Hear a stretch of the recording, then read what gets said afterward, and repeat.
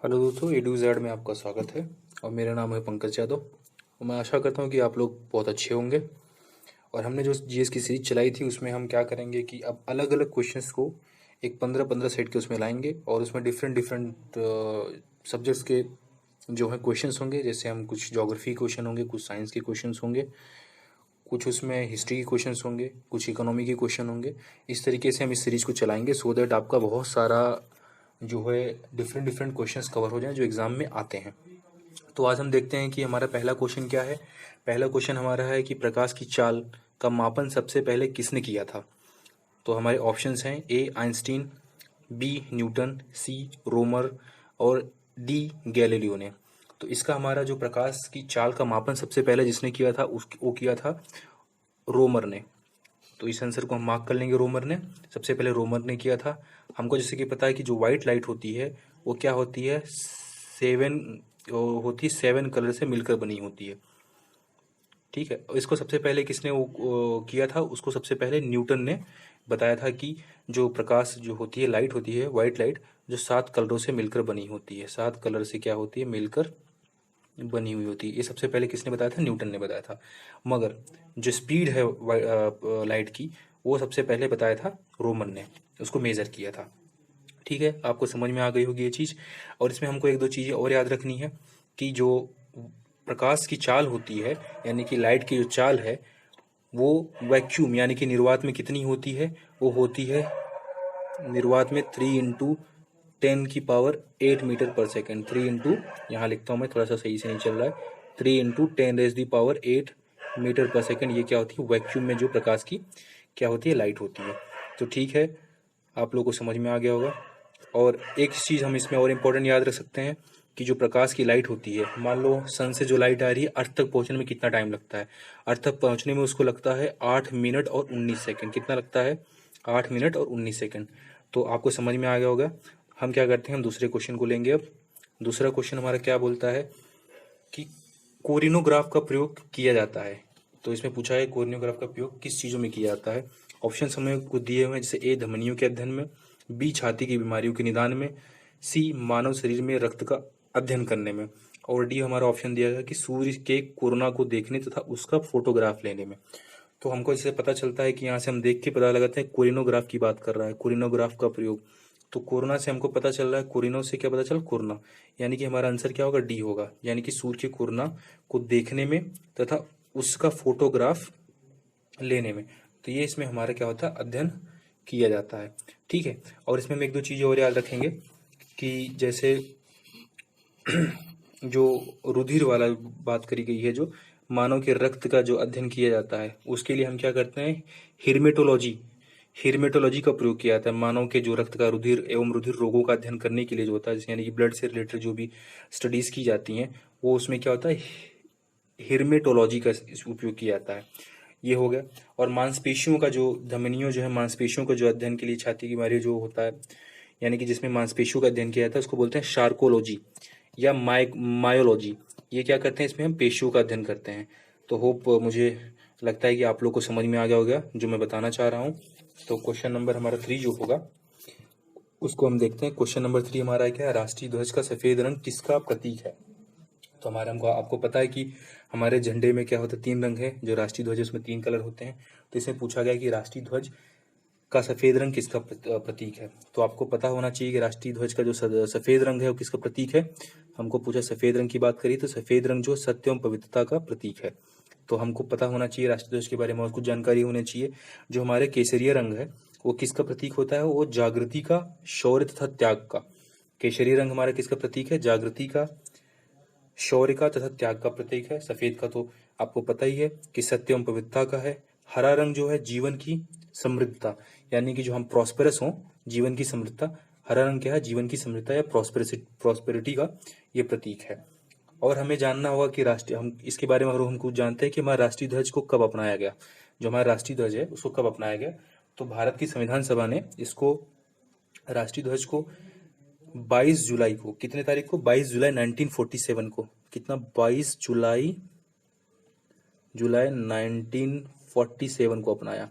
22 जुलाई 1947 को हमारे भारतीय संविधान सभा ने इसको अपनाया। और राष्ट्रीय ध्वज अगर ऐसे होती हैं, 3 पट्टियां होती हैं, तो हमको पता है ऐसे करके 3 पट्टियां होती हैं, इसमें हमारी तीलियां होती हैं। तो इसमें क्या होता है, इसका रेशियो होता है, जो लंबाई का रेशियो होता है 3 रेशियो होती है, और चौड़ाई का रेशियो 3 रेशियो, यानी कि 3:2 के अनुपात में होती है लंबाई और चौड़ाई का हमारा अनुपात राष्ट्रीय ध्वज का। ठीक है। और जो बीच में जो होती है हमारी, ये सर्कल सा होता है, उसमें क्या होती है, उसमें 24 तीलियां होती हैं। चक्र जो होता है उसमें 24 तीलियां होती हैं। ठीक है, आपको समझ में आ गया क्वेश्चन के बारे में। मैंने आपको जो क्वेश्चन पूछा था वो बताया, उसके अलावा 2-3 जानकारी और दे दी जो आपको याद रखना होगा। अब हम देखते हैं क्वेश्चन नंबर 4। तो ये बोला है कंप्यूटर में प्रोग्राम हेतु विकसित की गई सर्वप्रथम भाषा कौन है, यानी कि जब कंप्यूटर आई तो पहली कौन सी लैंग्वेज थी जिसको डेवलप किया गया। तो ये हमारा चौथा क्वेश्चन है। ऑप्शन है कोबाल, बी बेसिक, सी पास्कल और डी फोरटॉन। तो हमको ये याद रखना होगा कि जो पहली भाषा थी जिसको कंप्यूटर में प्रोग्राम हेतु विकसित की गई, जो डेवलप करी गई, वो थी कौन सी, वो थी फोरट्रॉन। तो इसका आंसर हमको याद रखना होगा, और इनको याद रखेंगे तो हमको एक चीज़ याद रखना होगा कि कोबाल जो है ये हाई लेवल लैंग्वेज थी, जो कि पहली अंग्रेजी भाषा भाषा के समान थी। ये कोबाल, ये फर्स्ट हाई लेवल लैंग्वेज थी। ये फर्स्ट हाई लेवल HLL बोलते हैं इसको, हाई लेवल लैंग्वेज, जिसको पहली बार हमने क्या किया था, उसमें यूज़ किया था। और स्ट्रक्चर्ड प्रोग्रामिंग जो है पास्कल भाषा के संबंधित है। जो ये पास्कल भाषा होती है स्ट्रक्चर्ड प्रोग्रामिंग से संबंधित है। ठीक है, अब आपको समझ में आ गया होगा कि क्या क्या चीज़ थी। तो पहली जो थी हमारी ये प्रोग्राम, जो कंप्यूटर में प्रोग्राम हेतु विकसित की गई, तो फोरट्रॉन थी। और पहली जो हाई लेवल लैंग्वेज थी वो कौन सी थी, वो कोबॉल थी। और जो स्ट्रक्चर्ड लैंग्वेज थी वो पास्कल थी। ठीक है, आपको समझ में आ गया होगा चीज़। हम आगे देखते हैं हमारा क्वेश्चन नंबर 5। तो हमको क्वेश्चन नंबर 5 क्या बोलता है, किसकी उपस्थिति के कारण शरीर के अंदर रक्त का थक्का, यानी कि जो ब्लड क्लॉटिंग होती है, नहीं हो पाती। कौन सी ऐसी चीज होती है जिसकी वजह से हमारे ब्लड में जो क्लॉटिंग नहीं हो पाती। तो ऑप्शन हमको दी गई है फाइब्रिन, ऑप्शन बी दे रखी है हिप्रिन, और डी दे रखा है प्लाज्मा, सॉरी सी दे रखा है प्लाज्मा, और डी दे रखा है हीमोग्लोबिन। तो मुझे उम्मीद है आपको ये पता होगा।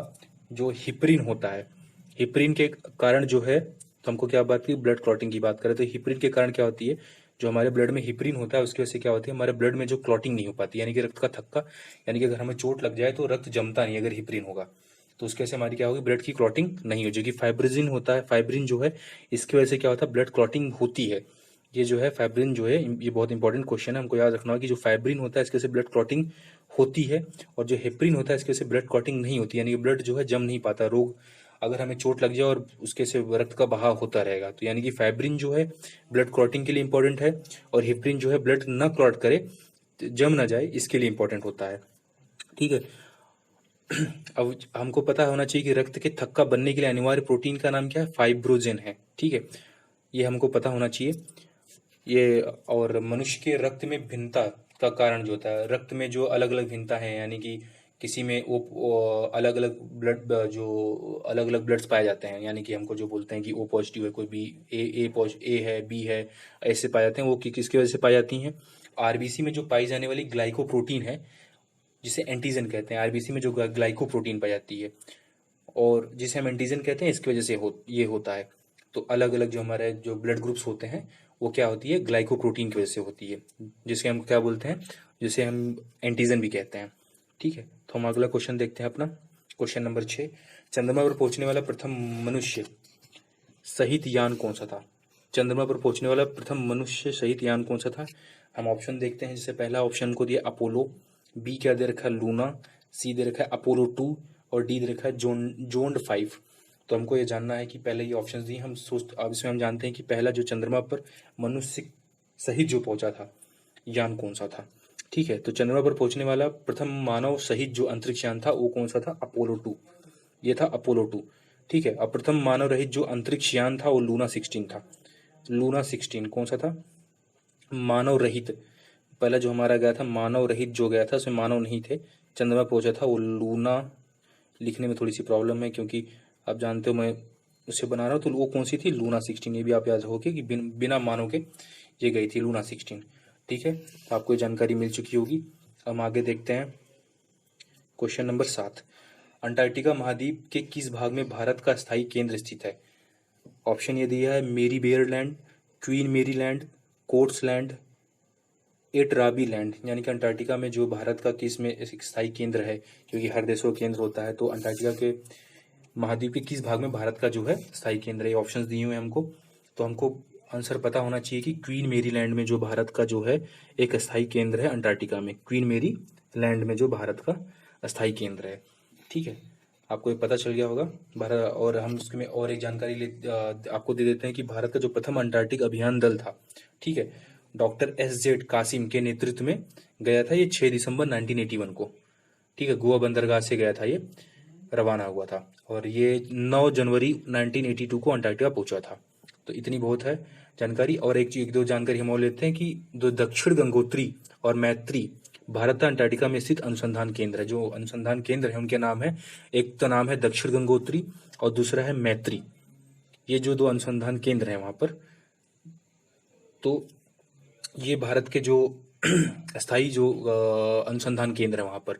और हम जानते हैं अंटार्कटिका के बारे में कुछ के, अंटार्कटिका के बारे में कुछ जानते हैं। अंटार्कटिका जो है महाद्वीप 98% भाग जो है अंटार्कटिका महाद्वीप का जो 98 भाग है वो क्या है, बर्फ से ढका हुआ है। ठीक है, इसलिए इसको क्या बोलते हैं, श्वेत महाद्वीप या व्हाइट कॉन्टिनेंट बोला जाता है इसको। ठीक है, तो हम चलते हैं क्वेश्चन नंबर 8 देखते हैं हमारा क्या है, निकट दृष्टि दोष दूर करने वाली वस्तु का प्रतिबिंब कहाँ बनता है। जो पास वाली दृष्टि दोष हो, निकट दृष्टि दोष होता है, यानी कि निकट दृष्टि दोष जिसमें हम क्या करते हैं, दूर की चीजें नहीं देख पाते। तो इसमें कहाँ बनता है, इसमें मैं ऑप्शंस थोड़ा सा लिखना भूल गया हूँ, तो आप चला लीजिए काम आज। तो हम इसका आंसर बता देते हैं, निकट दृष्टि दोष से में दूर की वस्तु का जो प्रतिबिंब है वो रेटिना के आगे ही बन जाता है, रेटिना के आगे बन जाता है। इसके ऐसे क्या होता है, हमें दूर की चीजें दिखाई नहीं दे पाती। ठीक है, आपको समझ में आ गया होगा। इसी तरीके से जो दूरदृष्टि दोष होता है उसमें क्या होता है, उसमें होता है कि जो वस्तु का जो प्रतिबिंब बनता है वो लेंस के क्या करता है, वो लेंस के सॉरी रेटिना के क्या होता है, पीछे बनता है। इसकी वजह से क्या होता है, नजदीक की चीजें हमें क्या होती नहीं दिखाई दे पाती। हम क्वेश्चन नंबर अपना 9 देखते हैं क्या है, किसी वस्तु का भार अधिकतम होता है, एक निर्वात में, बी हवा में, सी जल में और डी हाइड्रोजन में। तो आप इसको सोचिए कि किसी वस्तु का अधिकतम भार कब होगा, यानी कि उसका वेट सबसे ज्यादा कब होगा, वैक्यूम में होगा कि एयर में होगा कि वाटर में होगा कि हाइड्रोजन में होगा। तो वस्तु का भार अधिकतम निर्वात में होता है सबसे ज्यादा।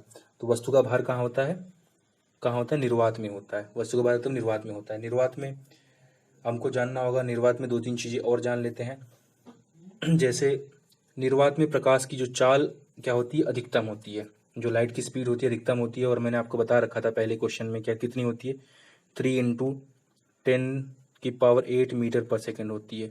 इतनी होती निर्वात में जो है लाइट की चाल। और जो इस्पात होता है उसमें क्या होता है, ध्वनि की चाल अधिकतम होती है। सबसे ज्यादा ध्वनि की चाल किस में होती है, वो इस्पात में होती है। ठीक है, इस्पात में होती है सबसे ज्यादा ध्वनि की चाल जो होती है, वो इस्पात में होती है। तो हम देखते हैं क्वेश्चन नंबर 10, पृथ्वी की भौगोलिक अक्ष और चुंबकीय अक्ष के बीच लगभग कितने डिग्री का कोण बनता है। क्वेश्चन नंबर 10वां बोलता है 20 डिग्री, 18 डिग्री, 15 डिग्री और डी जो है 0 डिग्री। तो पृथ्वी के जो भौगोलिक अक्ष है, अक्ष और चुंबकीय अक्ष के बीच लगभग कितना डिग्री का कोण बनता है, वो 18 डिग्री का कोण बनता है।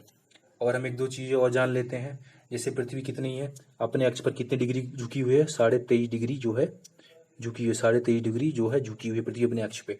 ठीक है, इसकी अक्ष अपनी कक्षा जो है उसके कितने डिग्री का कोण बनाती है, वो 62.5 डिग्री का कोण बनाती है। 62.5 डिग्री का क्या करती है, कोण बनाती है। ठीक है, तो मुझे लगता है कि इतनी जानकारी आपको होनी चाहिए। हम देखते हैं क्वेश्चन नंबर 11, निम्नलिखित में से किस नदी का बेसिन सबसे बड़ा है। क्वेश्चन नंबर 11 हमको ये बोलता है कि निम्नलिखित में से किस नदी का बेसिन जो है सबसे बड़ा है। तो सबसे बड़ा बेसिन हमें ऐसे पता होना चाहिए कि साउथ इंडिया की जो नदी है सबसे बड़ा बेसिन है गोदावरी का। सबसे बड़ा बेसिन कौन सा है हमारा, जो है गोदावरी नदी का सबसे बड़ा बेसिन है। हम अब देखते हैं क्वेश्चन नंबर 12, तो द्रविड़ शैली का उत्कृष्ट उदाहरण निम्नलिखित में से किसे कहा जाता है। तो द्रविड़ शैली का जो सबसे उत्कृष्ट उदाहरण, जो मंदिर बनाने की कला थी, 2-3 कला हैं, उसमें से सबसे अच्छा जो मतलब द्रविड़ शैली का जो मंदिर है उसको सबसे अच्छा उदाहरण किसको कहा जाता है। तो उसको बोला जाता है, जैसे हम ऑप्शन पढ़ लेते हैं, कांचीपुरम का कैलाश मंदिर और होयसल का मंदिर, कोणार्क का सूर्य मंदिर और तंजावुर का बृहदेश्वर मंदिर। तो हमारा ऑप्शन जो है द्रविड़ शैली का उत्कृष्ट उदाहरण जो बोला जाता है उसको बोलता है तंजावुर का बृहदेश्वर मंदिर। इसको सबसे द्रविड़ शैली का सबसे उत्कृष्ट उदाहरण माना जाता है। ठीक है, और हमको जो दक्षिण भारत में इसके बारे में रिलेटेड हम जानते हैं, जो द्रविड़ शैली है क्या होती है, यहाँ दक्षिण भारत में जो मंदिर बनते हैं वो की कौन सी शैली में बनते हैं, वो द्रविड़ शैली में बनते हैं। ठीक है, उत्तर भारत में जो हमारे मंदिर का निर्माण किया जाता है उनका शैली क्या है, उनका जो शैली है नागर शैली है। कौन सी शैली है, नागर शैली, जिसको हम बोलते हैं नागर शैली। उत्तर भारत में जो मंदिर बनाए जाते हैं वो नागर शैली में बनाए जाते हैं। और जो द्रविड़ शैली और नागर शैली को जो मिलाकर मंदिर बनाया जाता है उनको कौन सी शैली बोली जाती है, उनको बेशर शैली बोली जाती है। उनको बेशर शैली बोलते हैं, उनको क्या बोला जाता है, बेशर शैली। और हम देखते हैं क्वेश्चन थर्ड, गुप्त शासकों द्वारा जारी चांदी के सिक्के कहलाते हैं। गुप्त जो शासक थे उनके द्वारा जो चांदी के सिक्के जारी किए गए थे उनको हम बोलते थे रूपक कहते थे, उनको हम रूपक बोला था। और जो सोने के सिक्के होते थे गुप्त शासकों ने जो जारी किए थे उनको हम क्या बोलते थे, दिनार। तो आपको पता चल गया होगा कि जो चांदी के सिक्के थे उनको हम क्या बोलते थे, रूपक। और जो सोने के सिक्के होते थे उनको हम क्या बोलते थे, दिनार। जो सोने के सिक्के होते थे उनको हम दिनार बोलते थे। ठीक है, और जो सोने के सिक्के जो सबसे उत्कृष्ट जो जारी किए थे वो किसने, कौन से शासकों ने जारी किए थे, वो कुषाण वंश के शासक थे जिन्होंने सबसे अच्छे सोने के सिक्के जारी किए थे। तो होप, मुझे लगता है कि आपको बहुत सारी जानकारी से प्राप्त हो गई होगी। हम देखते हैं क्वेश्चन नंबर 14। तो दिल्ली के क्वेश्चन नंबर 14 बोलता है, दिल्ली के किस सुल्तान ने अपनी सेना का प्रबंध मंगोलों का अनुसरण करते हुए, जो मंगोल शासक मंगोल थे उनका अनुसरण करते हुए दशमलव प्रणाली से करने का प्रयास किया।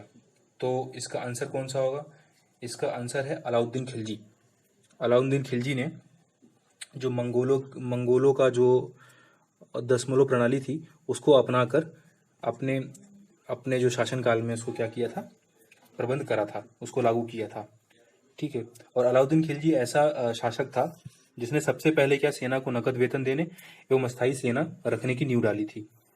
ठीक है, और उसने ही जो है घोड़े को दागना और हुलिया, सैनिकों का हुलिया लिखने की प्रथा भी चालू करी थी। ठीक है, आपको क्वेश्चन नंबर 14 समझ में आ गया होगा। अब हम देखते हैं अपना अंतिम और आखिरी क्वेश्चन, जो है एक इकोनॉमी से क्वेश्चन है।